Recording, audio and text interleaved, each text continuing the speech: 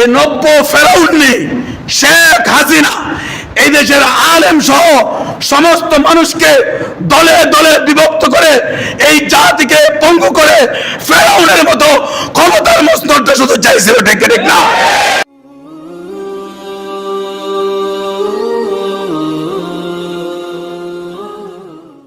আসসালামু আলাইকুম ওয়া রাহমাতুল্লাহি ওয়া বারাকাতুহু। মুআজ্জাজ উলামায়ে কেরাম, মুকাররম বুজুর্গ, মুসল্লিয়ানে আইজাম, মহান আল্লাহ তাআলার দরবারে অসংখ্য অগণিত শুকরিয়া জ্ঞাপন করি।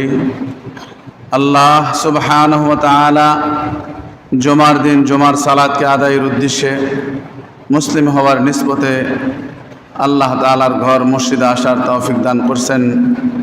দিল থেকে সকলে মিলে একবার আল্লাহ শুকরিয়া আদায় করি, আলহামদুলিল্লাহ।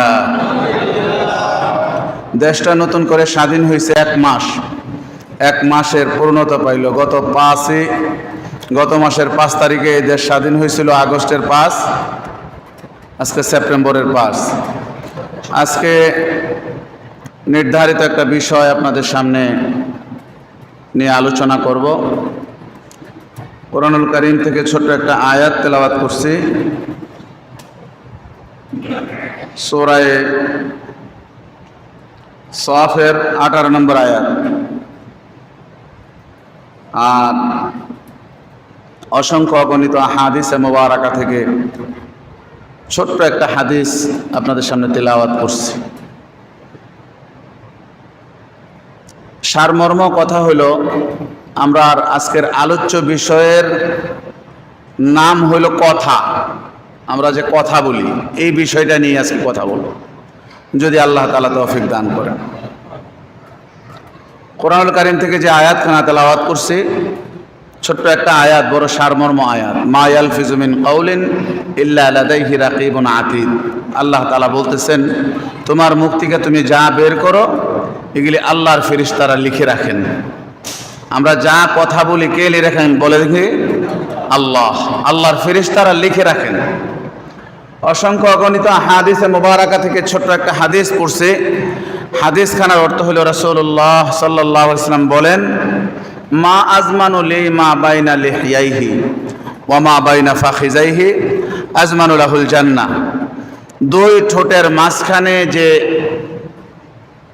অংশটুকু আছে, মুখ অথবা জিহ্বা, দুই রানের মাঝখানে যে অংশটুকু আছে গোপনাঙ্গ, নবীজি বলেন, এই দুইটা অংশের জিম্মাদারি আমাকে যে দিবে, কথার জিম্মাদারি আমাকে যে দিবে, লজ্জাস্থানের জিম্মাদারি আমাকে যে দিবে, এই দুইটা বিষয়ের আমানতের খেয়ানত করবে না, আজমানুল লাহুল জান্নাহ। নবীজি বলেন, তার জান্নাতের জামিনদার আমি নবী হয়ে গেলাম। সুবহানাল্লাহ। আমরা গত 15-16 বছর কোনো কথাই বলতে পারিনি, কোনো কথা বলা যায় নাই। আলা খায়রুল কালামি কালামুল্লাহ।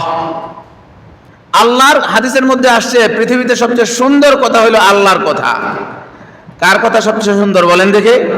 আল্লাহর কথা। এই আল্লাহর কথাই আমরা বলতে পারি নাই। যারা আল্লাহর কথা বলছে এদেরকে বিভিন্নভাবে ট্যাগ লাগানো হয়েছে। এই জমিনে কথার রাজা বলা হয়তো একজনকে। এই বাংলাদেশে দেশ স্বাধীন হওয়ার পর থেকে নিয়ে আজ পর্যন্ত এত সুন্দর করে কেউ কথা বলে নাই, আল্লামা দেলোয়ার হোসেন সাঈদী সাহেব। আল্লাহ তাআলা ওনার কবরকে জান্নাতের বাগান দিয়ে ভরপুর করে দেখ, বলেন আমিন। শুধু কথার কারণে, কি কথা বলতো? কোরআনের কথা বলতো। ওনার নাম হয়ে গেছিল কোরআনের পাখি। শুধু কথা বলার কারণে এই লোকটাকে নির্মমভাবে শাহাদাতের পথ বাছাইয়া দেওয়া হলো, নির্মম মৃত্যু দেওয়া হলো জেলখানার ভিতরে রেখে। অসংখ্য আলেমরা অপরাধ কি লাগাইছে? তার অপরাধ লাগাইছে রাজাকার। এই দেশের সবচেয়ে বড় যে শয়তান মানুষটা, এই শয়তান মানুষটাও বিশ্বাস করে না আল্লামা দেলোয়ার হোসেন সাঈদী সাহেব রাজাকার ছিলেন। যাদেরকে যেভাবে পারছে শুধু কথা বলার কারণে, যারা বয়স্ক হয়ে গেছে এদেরকে ট্যাগ লাগাইছে রাজাকার, যারা মধ্যবয়সী অথবা আমার থেকে একটু কম এদেরকে ট্যাগ লাগাইছে জঙ্গি।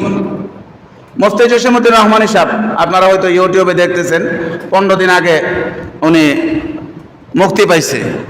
11 বছর শুধু কথা বলার কারণে 11 বছর বিনা অপরাধে। কথা কি বলতো? কোরআনের কথা বলতো। অসংখ্য তার বক্তব্য আছে, ইউটিউবে সার্চ দিয়ে দেখেন, মুফতি জসিমউদ্দিন রহমানী সার্চ দিলেই তার নাম চলে আসে। দীর্ঘদিন একই মঞ্চে থেকে একই জায়গায় থেকে দুইজনে আলোচনা করছে। শুধু কোরআনের কথা বলার কারণে 11 বছর পরে জেল থেকে বের হইলেন। আমি মিরপুর 10 নম্বরে কথা বলতাম, শুধু কোরআনের কথা, অন্য কিছু না। 3 বছর জেল কাটলাম, তার মধ্যে 10 মাস গুম। আমাদেরকে ট্যাগ লাগানো হইল কি? জঙ্গি। কলেজে পড়ুক, ভার্সিটিতে পড়ুক, এমনকি আমরা দেখছি স্কুলের একটু বয়স্ক পোলাপানগুলির এই সামান্য বয়স হয়েছে 14, 15, 16, এই বয়সের বাচ্চাগুলির এরকম ট্যাগ লাগাই দিছে, এরা বিভিন্ন সন্ত্রাসী গ্রুপের সাথে জড়িত। শুধু একটা মেসেজ করছে, একটা এই বিশেষ কোনো আলোচনার মধ্যে সে শেয়ার করছে, তারে জেলে পুরে রাখা হয়েছে। শুধু কথার কারণে গত 15 বছর বহুত মানুষ জেল খাটছে। কথা কি? অন্য কোনো কথা না, শুধু আল্লাহর কথা। আর আল্লাহ নবী হাদিসের মধ্যে বলছেন, আলা খায়রুল কালামি কালামুল্লাহ, সবচেয়ে সুন্দর কথা হলো আল্লাহর কথা। এই আল্লাহর কথাগুলি গত 15 বছর যাবত এই জমিনে বলা যায় নাই। আল্লাহ তাআলা এই দেশকে স্বাধীন করে দিয়েছেন, মন ভরে এখন আলেমরা এই দেশের কোরআনের আলোচনা করতেছেন। দেশের পার্সেন্টেজ এখন যা দাঁড়াইছে, সব দলকে দেখা হয়ে গেছে। এখন এই দেশের আপামর জনতা বলতেছে, একবার কোন ইসলামিক কোন দলকে ক্ষমতায় আয়না দেখা দরকার, মোল্লা মৌলবীরা দেশটা কেমন চালা। ঠিক ঠিক না বলেন? আফগানিস্তানকে দেখা হয়েছে, রাশিয়ার বড় বড় মাতাব্বর থেকে শুরু করে, আমেরিকার বড় বড় মাতাব্বর থেকে শুরু করে, নাস্তিক, মোরতাদ, গণতন্ত্রবাদী বহুত দলকে দেখা হয়েছে। এই জমিনে শান্তি আনতে পারে নাই আল্লাহ তাআলা মোল্লা মৌলবীদের মাধ্যমে। আফগানিস্তানের জমিন এখন সারা পৃথিবীতে ইসলামী এমারা মাত্র একটা রাষ্ট্র, আফগানিস্তান। সেখানে কোরআনের রাজ চলতেছে, কোরআনের কথা চলতেছে, হাদিসের আমল চলতেছে। আল্লাহ তাআলা, আমরা আশা করি অচিরেই এই বাংলার জমিনে কালিমার পতাকা পথ করে উঠবে ইনশাআল্লাহ। আমরা আজকের আলোচ্য বিষয় হলো কথা। আপনি যদি কথা বলতে চান তো কথা বলতে হবে আল্লাহ তাআলা যেভাবে শিখাইছেন ওইভাবেই। পুরা শরীর নিয়ে একটা অংশ, পুরা শরীরের এক একটা অংশ নিয়ে পুরা শরীর হয়। হাত একটা অংশ, কান একটা অংশ, চোখ একটা অংশ, পা একটা অংশ। তদ্রূপ এই শরীরের মুখ একটা অংশ, মুখ দিয়ে আমরা কথা বলি। রাসূলুল্লাহ বলছেন যে হাদিসটা দিয়ে আলোচনা শুরু করছে, শুধু আপনি কথার জিম্মাদারি নবীজিকে দিবেন, যে আমি বেহুদা কথা বলবো না, মিথ্যা কথা বলবো না, ফাসিকি কথা বলবো না, আমি কথা যা বলবো সত্য কথা বলবো, আমি সত্য কথা বলবো। নবীজি বলেন, কেউ যদি সত্য কথা বলে তো আল্লাহ তাআলা তারে মুক্তি দিয়ে দিবেন। কোরআন শরীফের মধ্যে আসছে সবচেয়ে সুন্দর সত্য কথা কোনটা? লা ইলাহা ইল্লাল্লাহ। এটা একটা কথা। হাদিস শরীফের মধ্যে আসছে বয়স্ক এক লোক অনেক বয়স হয়ে গেছে, তার জীবনের শেষ ভাগে এসে শুধু একটা কথা বলছে, লা ইলাহা ইল্লাল্লাহ। জমিন থেকে একদল ফেরেশতা তার কালিমা নিয়ে, তার এই কথাটা নিয়ে আকাশের উপরে উঠতেছে। আকাশ থেকে একদল ফেরেশতা জমিনে নামতেছে। মধ্যখানে দুই দলের সাক্ষাৎ হয়েছে। একজন আরেকজনকে জিজ্ঞেস করতেছে, তোমরা কোথায় যাইতেছো?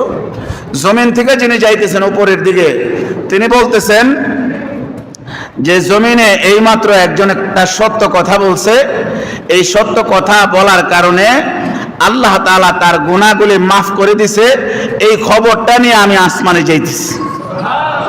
তো জমিনওয়ালা আসমানওয়ালাকে, যিনি আসমান থেকে নিচে নামতেছেন, তাকে জিজ্ঞেস করতেছেন, আপনি কই যাইতেছেন? তুমি ওঠার আগেই আল্লাহ তাআলা তারে ক্ষমা করে দিছে, এই ক্ষমার সুসংবাদ নিয়ে আমি জমিনে যাইতেছি। আফজালুল কালামি কালামুল্লাহ। সবচেয়ে সুন্দর কথা হলো কার কথা? জোরে বলেন, আল্লাহর কথা। পৃথিবীতে জবানের এত বেশি গুরুত্ব, জবানের, এটা একটা প্রভাব বাক্য। আল লিসানু জিরমুহু সগীরুন ওয়া জুরমুহু কাবীরুন। জবানটা এটা দেখতে বড় ছোট, কিন্তু এর আঘাতটা, প্রভাবটা অনেক বড়। হযরত আলী রাদিয়াল্লাহু তাআলা আনহু বলছেন, জবান দিয়ে কোনো মানুষকে যদি আঘাত করা হয়, এই আঘাতটা কত কঠিন জানো? বলে কেমন? বলে তরবারি দিয়ে যদি কেউ কাউকে আঘাত করে, অস্ত্র দিয়ে যদি কেউ কাউকে আঘাত করে, এই আঘাত শুকায় যায়, ভালো হয়ে যায়। তো জবান দিয়ে যদি কেউ কাউকে আঘাত করে, এই আঘাতটা শুকায় না। ঠিক না বলেন? বহুত মানুষ পাওয়া যাবে এর সাথে বছরের পর বছর সম্পর্ক নাই, কথা বলে না। কেন? কয়েকটা আঘাত করছে। বলে কি দিয়া? বলে একটা কথা বইলা, একটা কথা বলছে। এই আঘাতটা এত বেশি পরিমাণে লাগছে, দীর্ঘদিন সম্পর্ক নাই। আল্লাহ তাআলা কোরআনুল কারীমের সূরা সাফের 2 নম্বর আয়াতের মধ্যে বলেছেন, লিমা তাকুলুনা মা লা তাফআলুন। এ মানুষ, তোমরা যেই কাজ করো না, মুখ দিয়া ওই কথা বলো না। তুমি যা করবা তা মুখ দিয়া বলবা। কেন? আসিদকু ইউনজি ওয়াল কিযবা ইউহলিক। তুমি যা বলতেছো এটা যদি সত্য হয়, আল্লাহ তাআলা তোমাকে মুক্তি দিয়ে দিবেন। আর তুমি যা বলতেছো তা যদি মিথ্যা হয়, তো আল্লাহ তাআলা তোমাকে ধ্বংস করে দিবেন। এজন্য কথা যা বলবো সব সত্য কথা বলবো। কথা বললে কি বলবো? জোরে বলেন। সত্য কথা বলবো। সত্য কথার প্রথম কথা কোরআনের মধ্যে আসছে, ইয়া আইয়ুহাল্লাযীনা আমানুত্তাকুল্লাহ। মানুষ যারা ঈমান আনছো, আপনারা যারা আলোচনা শুনতেছেন তাদেরকে বলি, যা আল্লাহ ইন্ডিকেট করতেছেন যারা ঈমান আনছো, ইয়া আইয়ুহাল্লাযীনা আমানুত্তাকুল্লাহ ওয়া কুলু কাওলান সাদীদা। তোমরা সব সময় সত্য কথা বলো। সব মুফাসসির, মুহাক্কিক, সমস্ত আলেমরা এই কথার মধ্যে একমত। পৃথিবীতে সবচেয়ে সুন্দরতম সত্য কথা হলো লা ইলাহা ইল্লাল্লাহ। যদি এটা কেউ বলে, তো আল্লাহ তাআলা তারা 2টা পুরস্কারের কথা বলছেন। কি পুরস্কার? 1 নম্বর পুরস্কার হলো ইউসলিহ লাকুম আমালাকুম। 1 নম্বর পুরস্কার যেটা মানুষে চায়, যে আমার সমস্ত কর্মকাণ্ড যদি সুন্দর হইতো, আমার সব কাজ কাম যদি ঠিকঠাক মতো চলতো, আমি যা করে তা যদি কারো চোখে দূষণীয় না হইতো, সুন্দর দেখা যাইতো। আল্লাহ বলছেন তুমি সত্য কথা বলো, সত্য কথাটা জানো। ফাআলাম আন্নাহু লা ইলাহা ইল্লাল্লাহ, সূরা মুহাম্মদ 19 নম্বর আয়াত। আল্লাহ বলছেন তুমি সত্য কথাটা জানো আর সত্য কথাটা বলো। বলে কি হবে এটা যদি বলো? 1 নম্বর উপকার হলো, 1 নম্বর পুরস্কার হলো, তোমার জীবনের শুরু থেকে নিয়ে মৃত্যু পর্যন্ত আমি আল্লাহ তাআলা তোমার জীবনটাকে সুন্দর করে দিব, ঠিকঠাক করে দিব। খেয়াল করে শুনেন, আপনি শুধু সুন্দর কথা বলবেন, আপনি শুধু সঠিক কথাটা বলবেন, আপনি শুধু সত্য কথাটা বলবেন। আপনার কোনো দায়িত্ব নাই, আল্লাহ নিজে দায়িত্ব নিয়ে নিছেন যে তোমার পুরা জীবনের সমস্ত কর্মকাণ্ডকে আমি আল্লাহ ঠিকঠাক করে দিব। এখন দুনিয়াতে যত গন্ডগোল সব কথার কারণে, ঠিক না বলেন? অসংখ্যবার আমরা দেখি এই মোবাইল ফোন একটা হাতে লিয়া কথা বলতেছেন আপনাদের এই মসজিদের সামনে দাঁড়ায়া, আর বলতেছে আমি সাবার দাঁড়ায় আছি। এই ঠিক না বলেন? প্রতিটা মুহূর্তে, প্রতিটা সময়ে, প্রতিটা ওয়াক্তে মিথ্যা কলার মধ্যে আছে। আল্লাহ বলতেছেন লিমা তাকুলুনা মা লা তাফআলুন। তুমি যা করো না তা বলো না। তুমি যদি সত্য কথা বলো, সত্য বলবা। বলে সত্য বললে কি হবে? আসিদকু ইউনজি ওয়াল কিযবা ইউহলিক। আশ্চর্য একটা জিনিস আজকে গাড়িতে আসতে আসতে হয়েছে এই কথার বিষয়ে। আমার ভাই গাড়ির মালিক, উনি আমার সাথে আসছে, তো বলতেছে উনি আমার মতো গুম ছিল 1 মাস 6 দিন র্যাবের হাতে। তো বলছে হুজুর প্রথম থেকে আমি সত্য কথা বলছি। ওরা যা জিজ্ঞেস করে, বলে গত সপ্তাহে তুমি কোথায় গেছিলা, ওরা জিজ্ঞেস করছে। উনি ঠিকঠাক বলে দিছে গত সপ্তাহে আমি জসিমউদ্দিন রহমানের ওয়াজ শুনতে গেছিলাম। এর থেকে তারা যত আলোচনা করছে সবগুলি সত্য কথা বলছে। 1 মাস পরে তারে র্যাবে ইজ্জতের সাথেই গুমের মধ্যে রেখে কোনো মামলা টামলা না দিয়া একটা অন্ধকার গলিতে ছেড়ে দিয়ে গেছে। সত্য কথা বলছে।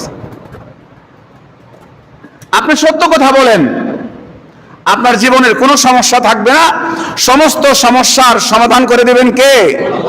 ইউসলিহ লাকুম আমালাকুম, 1 নাম্বার। আর 2 নাম্বার হলো আপনি যদি সত্য কথা বলেন কালিমাকে আপনি স্বীকার করে নেন, আল্লাহ তাআলা আছেন এটা বিশ্বাস করে সত্য বলেন। আল্লাহ বলতেছেন 2 নম্বর উপকার হলো, 2 নম্বর পুরস্কার হলো ওয়া ইয়াগফির লাকুম যুনুবাকুম, আল্লাহ তোমার জীবনের সমস্ত গুনাহ মাফ করে দিবেন। সমস্ত গুনাহ আপনি শুধু সত্য কথা বলবেন। দেখেন অনেক গুনাহ আছে এমনি এমনি মাফ হয়ে যায়। এই যে আপনি মসজিদে ঢুকছেন, অনেক গুনাহ মাফ হয়ে গেছে। আপনি একজন আলেমের দিকে তাকায় থাকবেন, আপনার গুনাহ মাফ হয়ে যাবে। আপনি বিবির সাথে কথা বলবেন হাসি দিয়া, আপনার অনেক গুনাহ মাফ হয়ে যাবে। আপনি সন্তানকে আদর করবেন, অনেক গুনাহ মাফ হয়ে যাবে। বড় বড় গুনাহগুলি কি দিয়া মাফ হয়? বড় বড় গুনাহগুলি এরকম সত্য কথা যদি কেউ বলে ফেলে, মনে করেন জীবনে অনেক গুনাহ হয়ে গেছে আপনার, এমন নিজের মনের উপর আপনি আস্থা আনতে পারতেছেন না। কোরআন এবং হাদিস থেকে বলতেছি, আপনারা আমার সাথে সবাই শুধু বলেন লা ইলাহা ইল্লাল্লাহ। সবাই বলেন লা ইলাহা ইল্লাল্লাহ। আপনি যদি দিল থেকে কথাটা বলে থাকেন, আপনি যদি বিশ্বাস করে থাকেন আমার গোলামিয়াতের সমস্ত কিছুর মালিক একমাত্র কে? ইলাহ। ইলাহ তাকেই বলা হয় যিনি বিধান দেন, যিনি বিধান দেন। ইলাহ তিনিই হইতে পারেন যিনি বিধান দিতে পারেন। বিধান কে দেয়? বানায় যে। আমাদেরকে কে বানাইছেন? আওয়াজ করে বলেন দেখে। আল্লাহ। আমাদের বিধানও দিয়েছেন আল্লাহ। এটা যদি কেউ স্বীকার করে, এটা যদি কেউ স্বীকার করে লা ইলাহা ইল্লাল্লাহ, আল্লাহ তাআলা বলেন 2 নম্বর পুরস্কার হলো তারে আমি সমস্ত গুনাহ থেকে মুক্ত করে দিব। ওয়ামান ইউতিইল্লাহা ওয়া রাসূলাহু ফাকাদ ফাযা ফাওজান আযীমা। এরপর আল্লাহ তাআলা আমাদেরকে একটা সুন্দর কথা বলছেন, মানুষ শোনো, তোমরা যদি আল্লাহকে মানো আর আমার রাসূলকে অনুসরণ করো, দুনিয়ার মধ্যে তোমরা সবচেয়ে বড় কামিয়াবির মধ্যে থাকবা, সফলতার মধ্যে থাকবা। সফলতার অনেক রাস্তা খুঁজতেছি, কামিয়াবির অনেক রাস্তা খুঁজতেছি। হ্যাঁ, আমি সফল, এই জন্য আমি অনেক কাজ করতেছি। যে সমস্ত বাচ্চাগুলি নিয়ে আসছেন, যারা যারা বাচ্চাগুলি নিয়ে আসছেন সাথে রেখে দিন, যাতে করে এলোমেলো না করে। বাচ্চা আসা নিষেধ না, বাচ্চাদের স্বভাব হলে এলোমেলো করেই, করুক, একটু চেষ্টা করেন যাতে করে এলোমেলো না করে। যে ভাই একটা কোলে নিয়ে বসে আছে, যার যার বাচ্চাটা কোলে নিয়ে বসে থাকেন, কিন্তু কেউ বাচ্চাদেরকে ধমক দিয়েন না, খেলতেছে খেলুক, চেষ্টা করেন যাতে করে একটু আওয়াজটা না করে। এখানে অনেকে আছে শুধু আলোচনা শোনার জন্য। আল্লাহ তাআলা সূরা হুজরাতের 11 নম্বর আয়াতের মধ্যে বলেন, ইয়া আইয়ুহাল্লাযীনা আমানু লা ইয়াসখার কওমুম মিন কওমিন আসা আইয়াকুনু খায়রাম মিনহুম। মানুষ, তোমরা যখন কথা বলো, সূরা হুজরাতের 11 নম্বর আয়াত, তোমরা যখন কথা বলবা তোমার আরেক ভাইকে কষ্ট দিবা না। কথা বলার মধ্যে কষ্ট দিও না। আমরা কথা বলার মাধ্যমে অনেক কষ্ট দেই। আল্লাহ তাআলা বলতেছেন সূরা হুজরাতের 11 নম্বর আয়াত, আল্লাহ বলতেছেন ইয়া আইয়ুহাল্লাযীনা আমানু লা ইয়াসখার কওমুন মিন কওমিন। তোমরা যে সময় তোমাদের আরেক ভাইয়ের সাথে কথা বলবা, তোমার কথা দ্বারা সেই জন্য আঘাত না পায়। কেন আঘাত দিবা না? তুমি মনে করতেছো তুমি ভালো, হ্যাঁ, এমনও তো হইতে পারে তুমি জানো না তোমার থেকে সে ভালো। এই জন্য তারে কষ্ট দিয়ে কথা বলো না, বিদ্রুপ করো না। অনেকভাবে আমরা বিদ্রুপ করি। নাক বুচা দেখলে বুচা নাকের কথা বলি, এই বুচা না করলাম, কাজ করে কাজের ইন্ডিকেট করে এরকম বলে, আরে তুমি তো গার্মেন্টসের কর্মচারী। হ্যাঁ, রিক্সা ভাই তো ডাক দে, রিক্সাওয়ালা দিকে। নানান ভাবে মানুষকে বিদ্রুপ করি, নানান ভাবে। আর গত 15 বছর তো আমরা শুধু বিদ্রুপের শিকার হয়েছি। বিভিন্ন ভাষায় বিভিন্ন শব্দে বিদ্রুপের শিকার হয়েছি। এখনো বিদ্রুপকারীদের এক দল গোপনে ষড়যন্ত্রের মধ্যে লিপ্ত হইতেছে। আপনি যখন কথা বলবেন আরেকজনকে বিদ্রুপ করবেন না, কোরআনের কথাটা সুন্দর করে বলে দিবেন। আর একটা সময় এরকম গেছে, হযরত আব্দুল্লাহ ইবনুল মুবারকের জীবনে একটা ঘটনা আসছে যে আমাদের ইতিহাস যদি খুঁজি, আমাদের ইতিহাস, মুসলিমদের ইতিহাস না, আদম আলাইহিস সালাম থেকে মুসলিমদের ইতিহাস শুরু হয়েছে, আমরা এই পর্যন্ত আছি, ওই পর্যন্ত না, নবীজি থেকে যদি আমরা শুরু করি আজকে পর্যন্ত এরকম অনেক ইতিহাস ঘটনা পাওয়া যাবে। শুধু কথার কারণে, শুধু কথার কারণে এরকম বহুত খারাপ মানুষ ভালো হয়ে গেছে। ঠিক ঠিক না বলেন? রাসূলুল্লাহ এইভাবে মসজিদে বসে রয়েছে। মসজিদে বসে থাকার পরে সাহাবায়ে কেরামকে নিয়ে আলোচনা করতেছেন। একটা যুবক আসছে, আয়সা মসজিদে নববীর পাশের থেকে বারান্দা থেকে দাঁড়ায় রয়েছে। দাঁড়ায় দাঁড়ায় ভিতরে দেখতেছে এই অবস্থায় তার হাত দুইটা দ্বারা এরকম লজ্জাস্থানটা ঢাইকা রাখছে।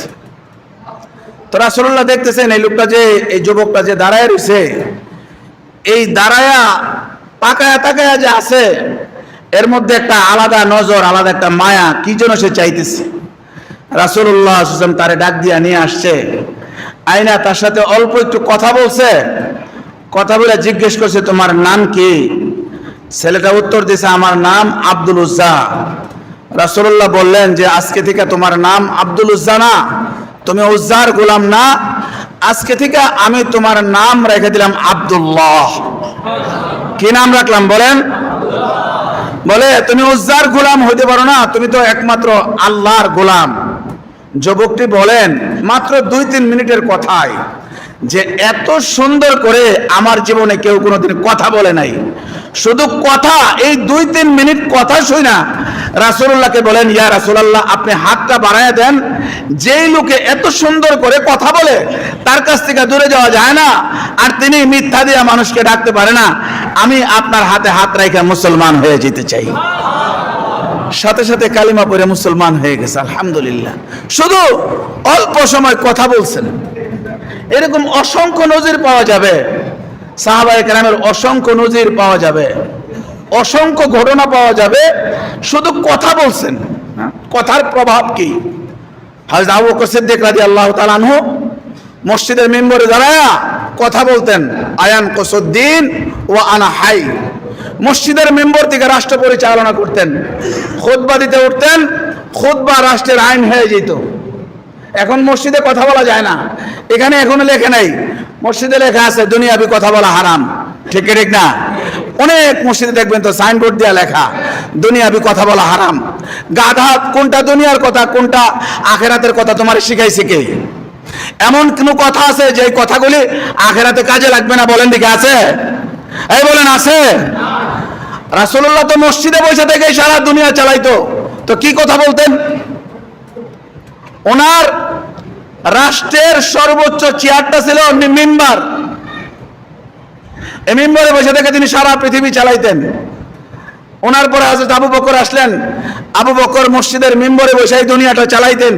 এখান থেকেই তো কথা বলতেন, বিচারের কথা এখান থেকেই বলতেন, আইনের কথা এখান থেকেই বলতেন, মানুষগুলি ভালো হওয়ার জন্য এখান থেকেই কথা বলতেন, ব্যবসা বাণিজ্যের কথা এখান থেকেই বলতেন, বিবি বাচ্চার কথা এখান থেকেই বলতেন।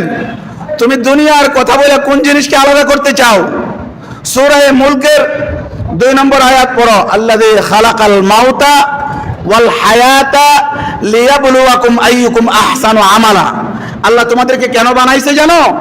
তোমাদেরকে দুনিয়াতে কেন পাঠাইছে জানো? দুনিয়াতে 2টা জিনিস তোমাকে দেওয়া হয়েছে, একটা হলো হায়াত, জীবন, আর একটা হলো মৃত্যু। মৃত্যুর মাধ্যমে এই জীবনের যবনিকা ঘটবে, এই দুনিয়ার জিন্দেগির খতম হবে মৃত্যুর মাধ্যমে। মৃত্যুকে আল্লাহ তাআলা আগে আনছে, হায়াতকে পরে আনছেন। মৃত্যুকে আগে আনছেন যাতে করে আমরা আমাদের জীবন চলার পথে মরণকে ভুলে না যাই। তো বলতেছেন এই জীবন এবং এই মৃত্যু দিছি কেন জানো? আমি আল্লাহ তাআলা দেখতে চাই জমিনে কে কে ভালো কাজ করে, জমিনে কে কে কি কাজ করে, আইয়ুকুম আহসানু আমালা, কে কে ভালো কাজ করে। এখন আমাদের দেশের একদল পণ্ডিত কোরআন থেকে মানুষকে দূরে নেওয়ার জন্য, হাদিস থেকে মানুষকে দূরে নেওয়ার জন্য, সমাজে যেন কোরআনের কথা বলা না যায় এর থেকে দূরে নেওয়ার জন্য ব্যবসা বাণিজ্য, আইন শাসন, বিচার, মাতব্বরি সব বানাই লাইছে দুনিয়ার কাজ। আর মসজিদের কাজ কি বানাইছে? নামাজ, রোজা, হজ, যাকাত, তাসবিহ, তাহলিল। এই ঠিক ঠিক না বলেন? এখন একজন মানুষ যখন এই মিম্বরে ওইটা বলে যে এই জমিন আল্লাহর, এই জমিনে আল্লাহর বিধান ছাড়া কারো বিধান চলতে পারে না, ঠিক ঠিক না? আলা আলাহুল খালকু ওয়াল আমরু লিল্লাহ, সৃষ্টি যার, বিধান তার।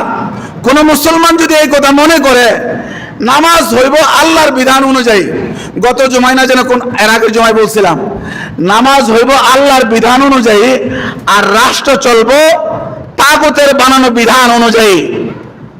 বর্তমানে যে আমরা দেশটা চলে, এটা হলো গণতন্ত্র। গণতন্ত্র বানাইছে এক ইহুদের জারজ সন্তান আব্রাহাম লিঙ্কন। সে গণতন্ত্র নামক একটা ট্যাবলেট আমাদেরকে দিয়ে দিছে যে এটা দিয়ে দেশ চলবে, আর মসজিদ চলবে নামাজ রোজা হজ যাকাত তসবিহ তাহলিল দিয়া। রাষ্ট্র চালানোটাকে দুনিয়ার কাজ বানায় ফেলাইছে, ব্যবসা চালানোটাকে দুনিয়ার কাজ বানায় ফেলাইছে, আর বিবি বাচ্চা অন্যান্য সব কাজকে দুনিয়ার কাজ বানায় ফেলানো হয়েছে। একটা সময় ছিল এই মসজিদে বৈশা বিবাহের আসরগুলি জমতো। এই মসজিদে রাসূলুল্লাহ মসজিদে বিবাহ পড়াইতেন। হযরত আলী আমাদের বোন ফাতেমার বিবাহ হয়েছে মসজিদে। আর এখন এই কারণে এই আপনাদের এই সমাজের অনেকের সাথে আমার রাগারাগি হয়েছে। এই মসজিদের পাশে বিবাহের আয়োজন করছে, এই মসজিদের সামনে বিবাহের আয়োজন করছে, ডোল ডালাক্কা হিন্দু আনি রসুম যতগুলি আছে সব পালন করছে। যেই লোকটা তার মেয়ের বিবাহের মধ্যে ডোল ডালাক্কা দিয়া হিন্দুদের সমস্ত রসুম পালন করে, এই লোকটা যদি মসজিদে এসা প্রথম কাতারে নামাজ পড়ে, তার এই নামাজে তার সামান্যতম কোনো উপকার হবে না। ঠিক ঠিক না? মসজিদ থেকে সব চলবে, বিধান হবে কার? আমরা আলাদা বানায় লাইছে। মসজিদে যা করি এটা আখিরাতের কাজ, বাইরে যা করি এটা দুনিয়ার কাজ। এই জন্য দুনিয়াবি কথা বলা মসজিদে হারাম, দুনিয়াবি কোনো কথা নাই। আপনি যা বলবেন এই কথাগুলি অন্যের উপকারী হলে আপনার প্রত্যেকটা কথাই আল্লাহ তাআলা নেকি লিখে দিবেন। জোরে বলেন সুবহানাল্লাহ। আপনি গাড়ি চালাইতেছেন, গাড়ি, হ্যাঁ শুনেন খেয়াল করে, আপনি গাড়ি চালাইতেছেন, আপনার প্যাসেঞ্জারের সাথে সুন্দর করে কথা বলতেছেন, আপনার প্রত্যেকটা কথাই আল্লাহ তাআলা নেকি লিখে দিবেন, প্রত্যেকটা কথাই। আপনি দোকানে বসে রয়েছেন, দোকানে আপনার কাছে কাস্টমার আসছে, কাস্টমারকে ডিলিংস করতেছেন, সুন্দর কথা বলতেছেন, সত্য কথা বলতেছেন, মাপ জোপ ঠিকঠাক দিতেছেন। নবীজি বলেন আল্লাহ তাআলা হাসরের মাঠে নবীদের সাথে ওই ব্যবসায়ীকে জান্নাত দিয়ে দেওয়া হবে। আত-তাজিরু সাদুক মা'আন নাবিয়্যিন ওয়াস সিদ্দিকিন ওয়াস শুহাদা'i ওয়াস সালিহিন। সৎ ব্যবসায়ী যারা, সৎ ব্যবসায়ী যারা, নবীজি বলেন এরা হাসর নসর করবে নবীদের সাথে, সিদ্দিকদের সাথে, শুহাদাদের সাথে। একই লাইনে একই স্টেজে চেয়ার হবে, শুধু নবীদের চেয়ারগুলির মধ্যে সিল মারা থাকবে নবী বা রাসূল বা পয়গম্বর, আর ব্যবসায়ীদের চেয়ারের মধ্যে সিল লাগানো থাকবে এরা ব্যবসায়ী। সুবহানাল্লাহ। আচ্ছা, ব্যবসা করাটা যদি দুনিয়ার কাজ হয় তাহলে নবীদের সাথে জান্নাত পাইতো? এই জোরে বলেন না পাইতো? ব্যবসায়ীদের কথা আল্লাহ কি বলছেন? ওয়াইলুল লিল মুতাফফিফিন আল্লাযীনা ইযা ক্তালু আলান নাসি ইস্তাওফুন ওয়া ইযা কালুহুম আও ওয়াজানুহুম ইখসিরুন। ওই সমস্ত ব্যবসায়ীরা ধ্বংস যারা তাদের পণ্যটা পাইকারি আনার সময় পুরোপুরি আনে আর দেওয়ার সময়, খুচরা দেওয়ার সময় কম দেয়। এটা যদি দুনিয়ার কথা হইতো তো আল্লাহ তাআলাকে কোরআনের মধ্যে আনতেন, ওয়া আউফুল কাইলা ইযা কিলতুম ওয়াজিনু বিল কিসতাসিল মুস্তাকিম। শুনেন, এগুলি সব আল্লাহর কথা। কার কথা বলেন? আল্লাহর কথা। এখন এগুলির বানাইলেছে দুনিয়ার কথা। এখানে পয়সা ব্যবসা করলে বলে হুজুরে তো দুনিয়ার কথা বলতেছেন, ও চুরি করে ব্যবসা করে, এই জন্য যখন ব্যবসার কথা বলা হয় ওর গায়ে আঘাত লাগে। ঠিক ঠিক না বলেন? গত 15 বছর যাবত আমাদেরকে এই ধোঁকার মধ্যে ফালায় রাখছে জাতি, যাতে করে কোরআনের কথা শুনতে না পারে। আর এই আব্দুল্লাহ ইবনুল মুবারক রাহমাতুল্লাহ আলাইহি হজের সফরে গেছেন। আমাদের পূর্বসূরীদের মধ্যে এরকম বহুত মানুষ সারা জীবন কথা বলছে কোরআন দিয়া। উনি হজে গেছেন, হঠাৎ করে দেখেন একটা মহিলা এক জায়গায় মনে হয় যেন উদ্ভ্রান্তের মতো পথ হারায় ফেলছে, ঘুরতেছে।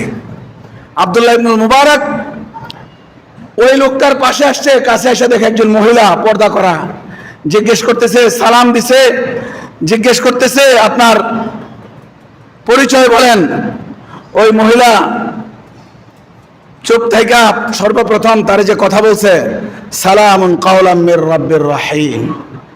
আব্দুল্লাহ ইবনুল মুবারক তারে সালাম দিছে, সালামের উত্তরটা ওয়া আলাইকুস সালাম ওয়া রাহমাতুল্লাহ না বইলা কোরআনের আয়াত দিয়া বলছে, সালামুন কাওলাম মির রাব্বির রাহিম, সূরা ইয়াসিনের 58 নম্বর আয়াত।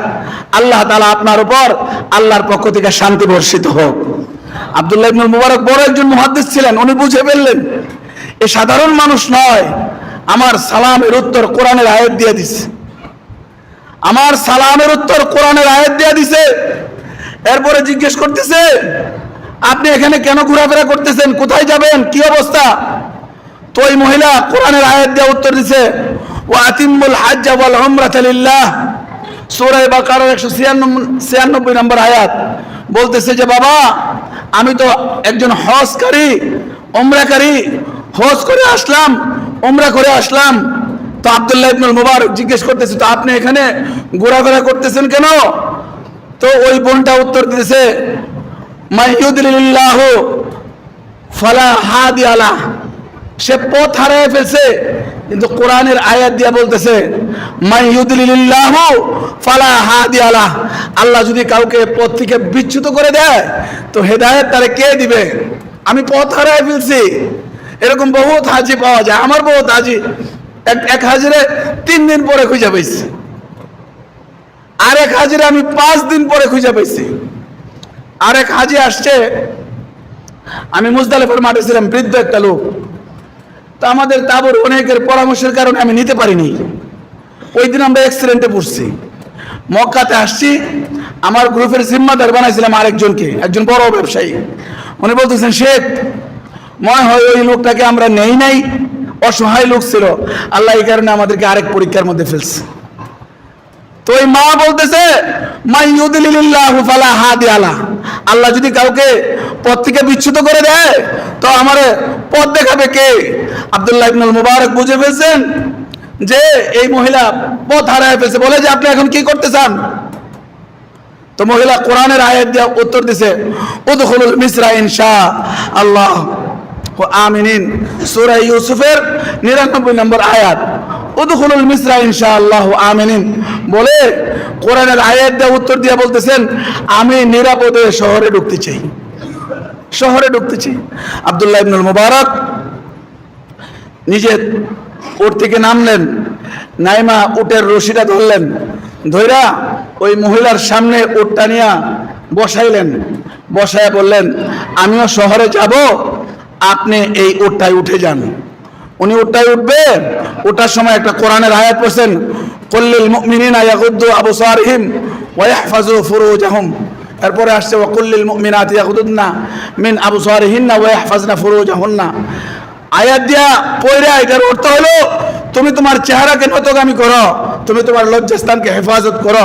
বুঝাইতে চাইলেন আমি এখন উঠে উঠবো, আমার কাপড়টা নাড়াচাড়া করতে পারে, আমার কোনো অঙ্গ প্রত্যঙ্গ দেখা যেতে পারে, তুমি তোমার চেহারাকে নতগামী করে ফেলো, আমি উঠে বসার পরে তুমি উট চালাইও।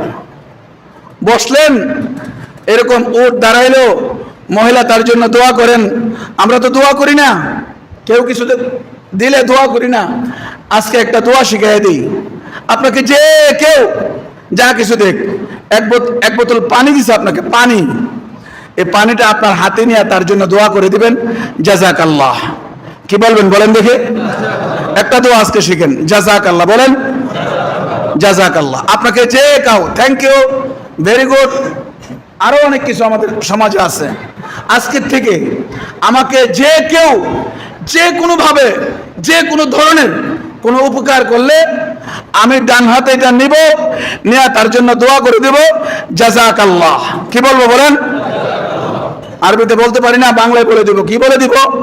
আপনি যে জিনিসটা দিয়েছেন এর বদলা আমার পক্ষে দেওয়া সম্ভব না, আল্লাহ তাআলা তার শান মোতাবেক আপনাকে বদলা দান করুক। আল্লাহ তার শান মোতাবেক আপনাকে বদলা দান করুক, জাযাকাল্লাহ। মহিলা বললেন, ওয়া আহসিনু ইন্নাল্লাহা ইউহিব্বুল মুহসিনিন, তুমি তো বড় পরোপকারী মানুষ, আর আল্লাহ তো পরোপকারীরে বেশি পছন্দ করেন, বেশি পছন্দ করেন। হাঁটতেছেন তো আব্দুল্লাহ ইবনুল মুবারক তো বড় মুহাদ্দিস ছিলেন, উনি আরবি কিছু কবিতা পড়তেছে, হাঁটতেছে উটের রশি ধরে আর কবিতা পড়তেছে। তো কবিতার আওয়াজটা ওই মহিলার কানে গেছে, যাওয়ার পরে বলতেছে, ফাকরাউ মা তায়াসসারা মিনাল কোরআন। এই সামনের রশি ধরনেওয়ালা মানুষ তুমি যে কবিতা পড়তেছো এর দ্বারা কোনো লাভ নাই। আমি একটা উপদেশ দিই তোমারে, কোরআনের যেখান থেকে তোমার ভালো লাগে, যেখান থেকে তোমার সহজ মনে হয়, ওখান থেকে তুমি পড়তে থাকো। ফাকরাউ মা তায়াসসারা মিনাল কোরআন। এটা শুনে আব্দুল্লাহ ইবনুল মুবারক আশ্চর্য হয়ে গেছে। আশ্চর্য হয়ে বলতেছেন, এই মহিলা প্রত্যেকটা কথা কোরআন থেকে বলতেছেন। জিজ্ঞেস করে দেখি তার বিষয়ে। বলে যে, মা আপনার কিছু কথা বলেন দেখি, আপনার পরিবার সম্পর্কে কিছু কথা বলেন, আপনার পরিচয় সম্পর্কে কিছু কথা বলেন। উনি কোরআনের আয়াত থেকে সূরা মায়েদার 101 নম্বর বলেন, লা তাসআলু আন আশিয়া ইন তুবদা লাকুম তাসুকুম। সামনের পথে যিনি আমাকে পথ দেখায় নিতেছো, তাকে বলতেছি তুমি আমাকে এমন কোনো বিষয় জিজ্ঞেস করো না যে বিষয়টার উত্তর শুনলে তোমার কাছে খারাপ লাগবে।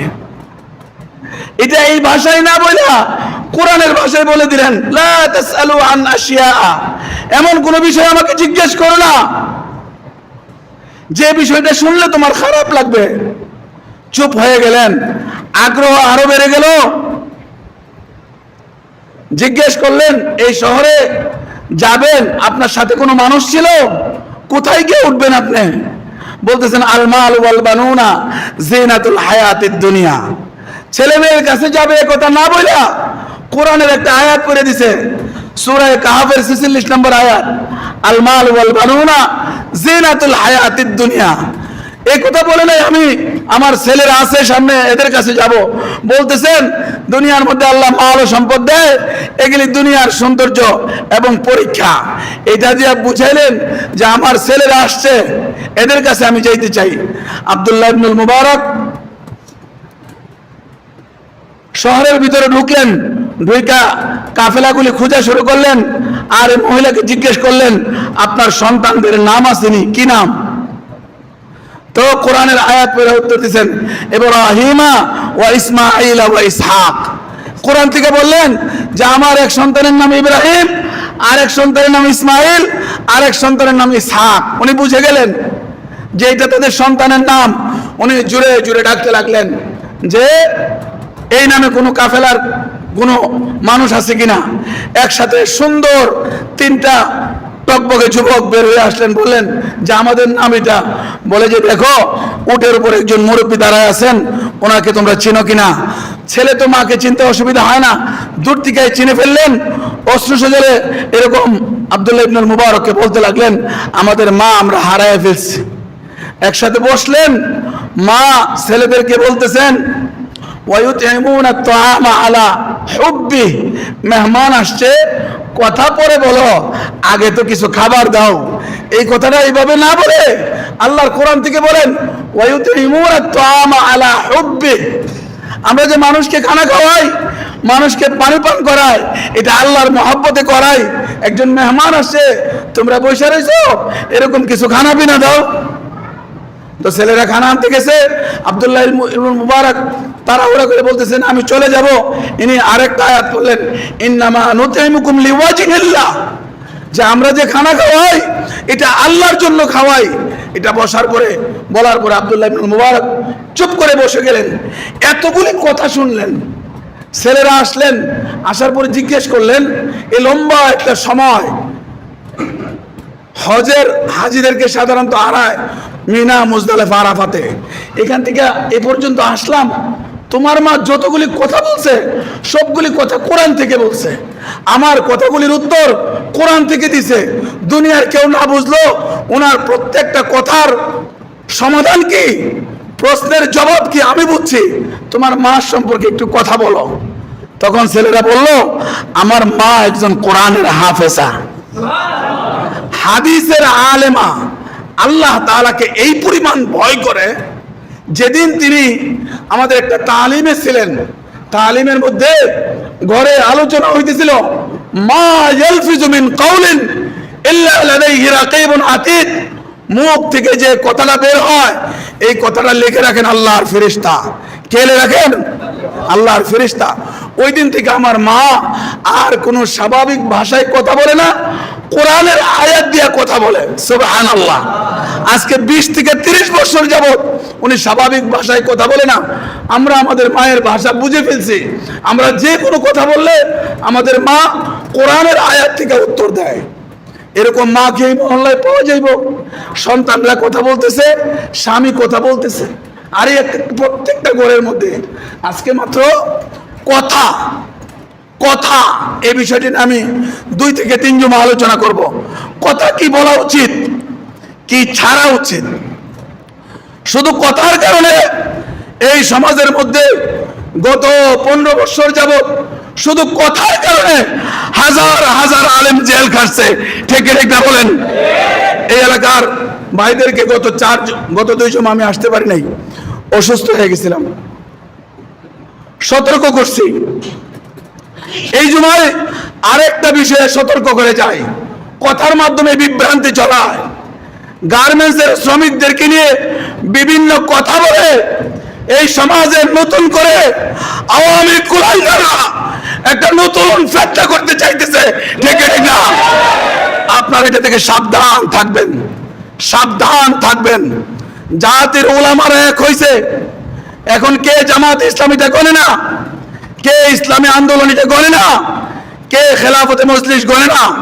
ইউটিউব খুলে দেখেন, পেপার পত্রিকা খুলে দেখেন, জেলখানার 4টা মাস একসাথে ছিলাম আমি জামাতের দক্ষিণের সেক্রেটারি ডক্টর শফিকুল ইসলাম মাসুদ ভাইয়ের সাথে। জেলখানায় থাকার পরে বুঝলাম এ নব্য ফেরাউনি শেখ হাসিনা এই দেশের আলেম সহ সমস্ত মানুষকে দলে দলে বিভক্ত করে এই জাতিকে পঙ্গু করে ফেরাউনের মতো ক্ষমতার মসনদটা শুধু চাইছিল। ঠিক না? আল্লাহ তাআলা ছাড় দেয়, ছেড়ে দেয় না। এত আলেমদের কান্না নিশ্চয়ই আল্লাহ তাআলা বৃথা যাইতে দিতে পারে না। আপনারা সতর্ক থাকেন। এখানে বেশিরভাগ মানুষ গার্মেন্টসের শ্রমিক। নতুন করে কেউ যেন আমাদের মাধ্যমে কথার মাধ্যমে কোনো বিভ্রান্তি না ছড়ায় আমাদেরকে যে কোনো জায়গায় ঢেলে দিতে না পারে। বিশাল বড় একটা ত্যাগ, বিশাল বড় একটা ত্যাগ। আপনারা বুঝবেন না। আমার ইউটিউবে আমার গুমের কাহিনী আসছে। অনেকে আমাকে প্রশ্ন করছে আইনাগরটা কেমন জিনিস। আমি আমার ওই আলোচনার মধ্যে বলছি, আমি বলতে পারবো, আপনারা বুঝবেন না। 10 মাস আমাকে গুম করে রাখা হয়েছে। এটা বুঝবেন না। জাতির হাজার হাজার আলেমের সময়ের মূল্য, রক্তের মূল্য, নতুন করে হাজার হাজার স্কুলের ছাত্রদের রক্তের বিনিময়ে, শাহাদাতের বিনিময়ে আওয়ামী কুলাঙ্গার থেকে এই দেশকে আল্লাহ তাআলা স্বাধীন করছে। এই স্বাধীন দেশকে আমরা আর হারাতে চাই না। ঠিক আছে? শেষ কথা, নির্দিষ্ট একটা আমল করবেন। আমল বলছিলাম, এই মসজিদটাকে আমরা ভালোবাসবো। এই মসজিদটাকে এই এলাকার হেদায়েতের কেন্দ্র বানায় ফেলবো। আল্লাহ তাআলা আমাদের সকলকে তৌফিক দান করুক। সবাই বলে আমিন।